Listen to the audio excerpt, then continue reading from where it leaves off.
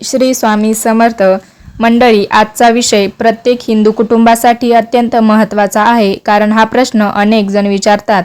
उपवासाच्या दिवशी ब्रह्मचर्य पाळावे का? घरात सत्यनारायण पूजा, स्वामी सेवा, एकादशी, श्रावण सोमवार किंवा कोणताही सण असेल तर पती पत्नीने ब्रह्मचर्य पाळणे आवश्यक आहे का? जर ब्रह्मचर्य पाळले नाही तर पूजा निष्फळ होते का? देव रागावतात का? तर मंडळी, सोशल मीडियावर या विषयावर अनेक व्हिडिओ आहेत, पण काही ठिकाणी भीती दाखवली जाते तर काही ठिकाणी चुकीची माहिती दिली जाते. त्यामुळे आज आपण धर्मशास्त्र, परंपरा आणि विवेक या तिन्हींच्या आधारे हा एक विषय समजून घेऊया. तर हा व्हिडिओ शेवटपर्यंत नक्की पहा, कारण शेवटी मी अशा काही गोष्टी सांगणार आहे ज्या कदाचित तुम्ही याआधी कधीच ऐकल्या नसतील. तर मंडळी, ब्रह्मचर्य म्हणजे नेमकं काय? तर सर्वप्रथम एक मोठा गैरसमज दूर करूया. अनेक लोकांना वाटते की ब्रह्मचर्य म्हणजे फक्त पती पत्नीने शारीरिक संबंध ठेवू नयेत, पण धर्मशास्त्रात ब्रह्मचर्याचा अर्थ यापेक्षा खूप व्यापक सांगितला आहे. ब्रह्म म्हणजे परमेश्वर, सत्य किंवा सर्वोच्च तत्व, आणि चर्य म्हणजे त्या दिशेने आचरण. म्हणजेच ब्रह्मचर्य म्हणजे मन, वाणी आणि शरीर यांना संयमात ठेवून सात्विक जीवन जगणे. यामध्ये फक्त शरीराचा नाही तर विचारांचा, बोलण्याचा आणि वागण्याचाही संयम अपेक्षित आहे. म्हणजे याचा उदाहरण सांगते की खोटे बोलू नये, कोणाचा अपमान करू नये, रागावर नियंत्रण ठेवा, वाईट विचारांपासून दूर राहा, लोभ, मत्सर आणि अहंकार कमी करण्याचा प्रयत्न करावा, मन देवभक्तीत रमवावे. म्हणूनच ब्रह्मचर्य हा फक्त एका गोष्टीचा नियम नसून तो संपूर्ण जीवनशैलीतील संयमाचा मार्ग आहे. मंडळी, उपवास म्हणजे फक्त अन्न न खाणे आहे का? तर हा दुसरा मोठा गैरसमज आहे. अनेक जण सकाळपासून संध्याकाळपर्यंत उपाशी राहतात, पण दिवसभर भांडणे करतात, रागावतात, वाईट बोलतात आणि मन अस्वस्थ ठेवतात. असा उपवास पूर्ण मानला जात नाही. उपवास म्हणजे देवाजवळ राहणे, स्वतःच्या मनावर नियंत्रण ठेवणे, इंद्रियांना विश्रांती देणे, वाईट विचारांपासून दूर राहणे. म्हणून उपवास हा केवळ पोटाचा नसून मनाचाही असतो. जर मन शांत नसेल तर उपवासाचा खरा हेतू पूर्ण होत नाही. मग उपवासाच्या दिवशी ब्रह्मचर्य का पाळावे? तर हा प्रश्न खूप महत्त्वाचा आहे आणि बऱ्याच लोकांना हा प्रश्न पडलेला असतो. जेव्हा आपण उपवास करतो तेव्हा आपण आपल्या शरीराला आणि आपल्या मनाला सात्विक बनवण्याचा प्रयत्न करत असतो. त्या दिवशी शक्य तितका संयम ठेवला, देवाचे नामस्मरण केलं, शांत राहिलो तर मन अधिक स्थिर होते. यामुळे जप, ध्यान, पूजा आणि प्रार्थना अधिक एकाग्रतेने करता येते. याच कारणामुळे अनेक धार्मिक परंपरांमध्ये उपवासाच्या दिवशी ब्रह्मचर्य पाळण्याचा सल्ला दिला जातो. हा नियम शिक्षा म्हणून नाही तर साधना अधिक परिणामकारक व्हावी म्हणून सांगितला गेला आहे. तर मंडळी, ब्रह्मचर्य पाळल्याने आध्यात्मिक लाभ कसे होतात? तर आपल्या ऋषीमुनींनी नेहमी संयमाला महत्त्व दिलं आहे. त्यांच्या मते संयमामुळे मनातील चंचलता कमी होते, मन शांत झाले की देवभक्तीत अधिक रस निर्माण होतो, नामस्मरण करताना मन इकडे तिकडे भटकत नाही, प्रार्थना मनापासून होते, ध्यान अधिक काळ करता येतं आणि सर्वात महत्त्वाचं म्हणजे मनात सकारात्मक विचार वाढतात. म्हणून ब्रह्मचर्य फक्त एखाद्या नियमाचे पालन नाही तर मन शुद्ध करण्याचा एक मार्ग आहे. ब्रह्मचर्य म्हणजे संसाराचा त्याग नाही. काही लोकांना वाटते की ब्रह्मचर्य म्हणजे विवाहानंतरची संसार करू नये. हे पूर्णपणे चुकीचं आहे. हिंदू धर्मात गृहस्थाश्रमाला अत्यंत मोठे स्थान दिलं आहे. पती पत्नीचे नाते हे पवित्र आणि धर्ममान्य आहे. म्हणून विवाहित व्यक्तींनी संसार करणे यात कोणताही दोष नाही. परंतु उपवास, व्रत किंवा विशेष पूजेच्या दिवशी श्रद्धेने आणि शक्य असल्यास संयम पाळावा, अशी परंपरा आहे. सर्वात मोठा गैरसमज आहे, आजकाल काही लोक असे सांगतात की जर ब्रह्मचर्य पाळले नाही तर देव रागवतात. मंडळी, पूजा निष्फळ होते, घरात संकट येते असं लोक म्हणतात. परंतु अशा प्रकारची भीती निर्माण करणारी विधाने सावधपणे ऐकली पाहिजेत.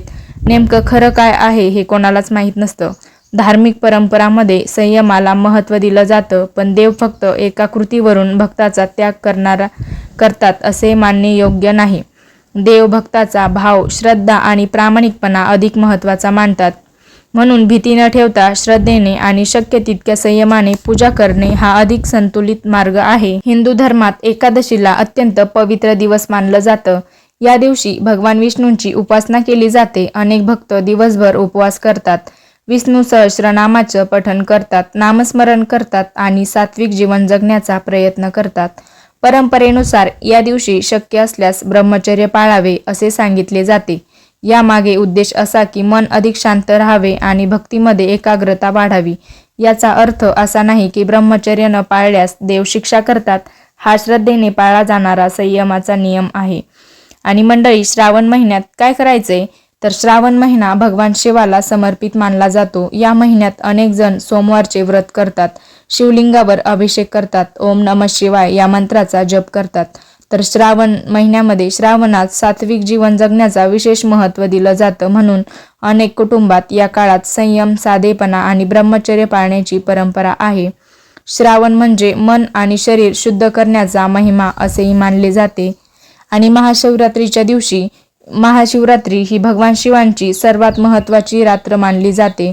या दिवशी अनेक भक्त रात्रभर जागरण करतात, शिवपूजा करतात आणि उपवास करतात. अनेक धार्मिक परंपरांमध्ये या दिवशी ब्रह्मचर्य, मौन, सात्विक आहार आणि जप यांना विशेष महत्त्व दिले जातं. कारण या दिवशी मन पूर्णपणे शिवभक्तीत एकाग्र करण्याचा प्रयत्न केला जातो.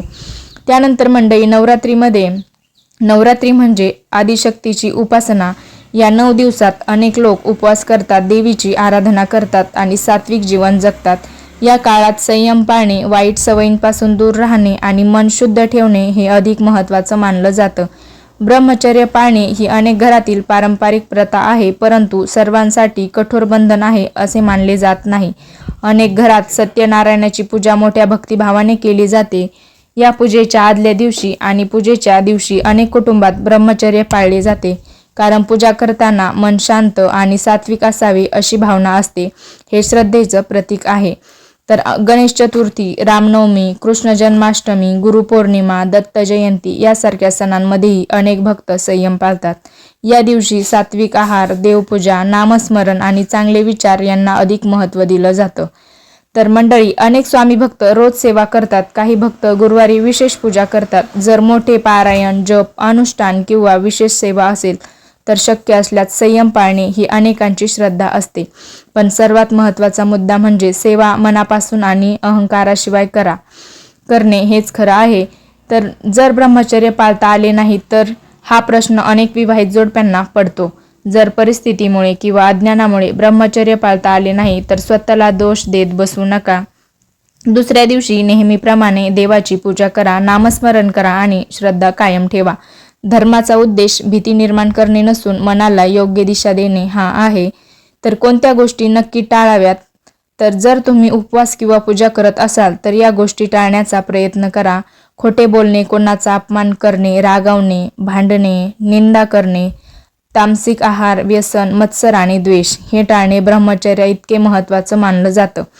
तर कोणत्या गोष्टी केल्या पाहिजे तर सकाळी लवकर उठावे, स्नान करून स्वच्छ कपडे परिधान करावे, देवाचे नामस्मरण करावे, शक्य असल्यास धार्मिक ग्रंथ वाचावेत, गरजूंना दान करावे, शांत आणि प्रेमळ वागावे, आईवडील आणि गुरुजनांचा आशीर्वाद घ्यावा, मनात कृतज्ञतेची भावना ठेवावी. मंडळी, धर्म म्हणजे फक्त नियमांचे पालन नाही. धर्म म्हणजे प्रेम, श्रद्धा, संयम, सत्य आणि चांगले आचरण. जर हे गुण आपल्या जीवनात आले तर ही खरी देवभक्ती आहे. म्हणून उपवास, व्रत किंवा पूजा करताना ब्रह्मचर्य पाळणे हे उत्तम मानले जाते, पण त्यासोबत मनाची शुद्धता अधिक महत्त्वाची असते. तर या व्हिडिओमध्ये तुम्हाला काय आवडले आणि काय नाही, तुमच्या घरामध्ये काय परंपरा आहे आणि तुमच्या मनामध्ये जर काही प्रश्न असतील तर कमेंटमध्ये नक्की सांगा. कमेंटमध्ये श्री स्वामी समर्थ नक्की लिहा आणि भेटूया पुढे अशाच नवीन व्हिडिओमध्ये. चॅनलला सबस्क्राईब केलं नसेल तर सबस्क्राईब करा. धन्यवाद.